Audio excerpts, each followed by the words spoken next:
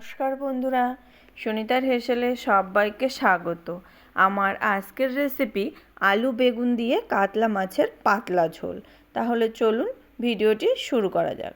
দেখুন, এখানে আমি 2 পিস কাতলা মাছ নিয়েছি।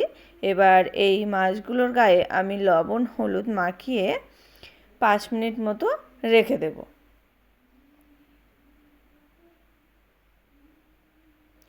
আর এদিকে আমি একটা বেগুন আর একটা আলুকে ছোট ছোট টুকরো করে কেটে নিয়েছি, আর নিয়েছি কয়েকটা চেরা কাঁচা লঙ্কা।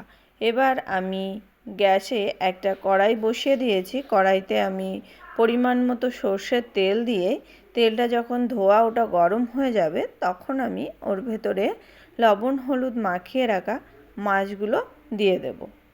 এবার এই মাছগুলোকে আমি উল্টে পাল্টে লাল করে ভেজে নেব।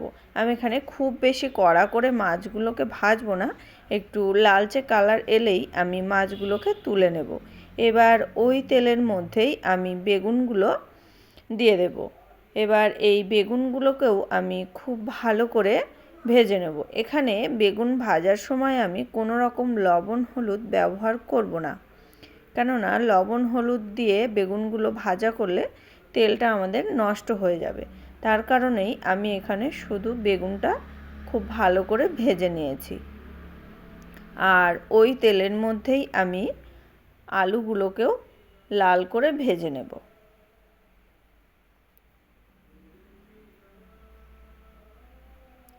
দেখুন, এখানে আমার আলুগুলোও লাল করে ভেজে নেওয়া হয়ে গেছে। এবার আমি আলুগুলোকেও তুলে নেব। এবার আমি ওই তেলের মধ্যেই দিয়ে দেব কালো জিরে ফোড়ন।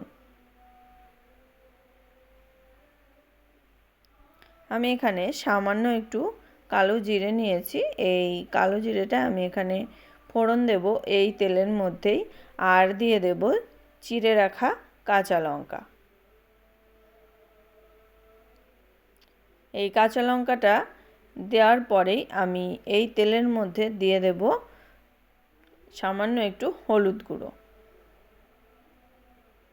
এবার এই কাঁচা লঙ্কার সঙ্গে হলুদটাকে একটু নাড়াচাড়া করে নিয়েই আমি এর ভেতরে এবার দিয়ে দেব স্বাদ মতো লবণ।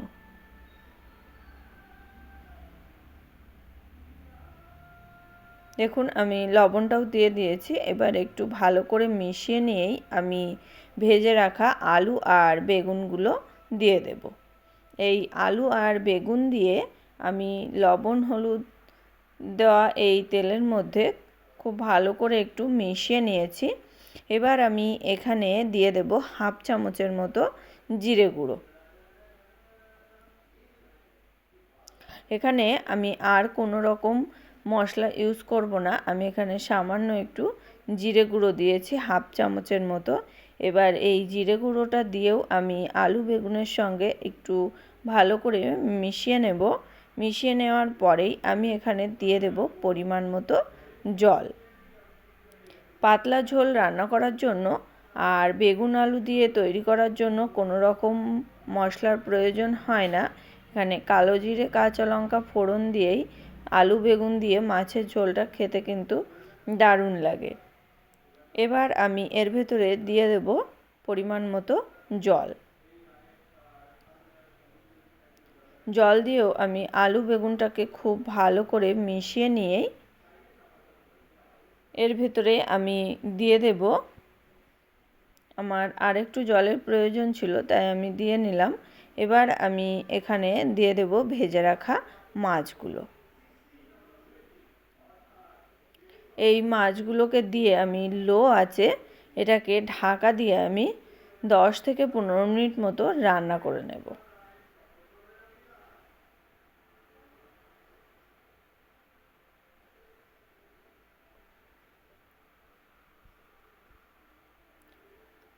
দেখুন, আমি লো আঁচে 15 মিনিট মতো আমি ফুটিয়ে নিয়েছি।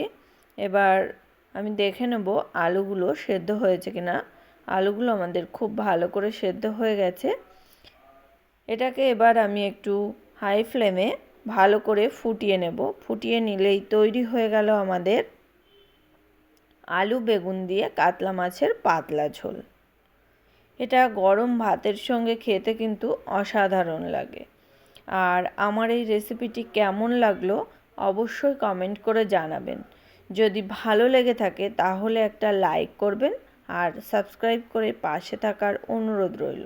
তাহলে আজকের মতো এই পর্যন্তই। আবার দেখা হবে নতুন কোনো রেসিপি নিয়ে। ভালো থাকবেন, সুস্থ থাকবেন। ধন্যবাদ।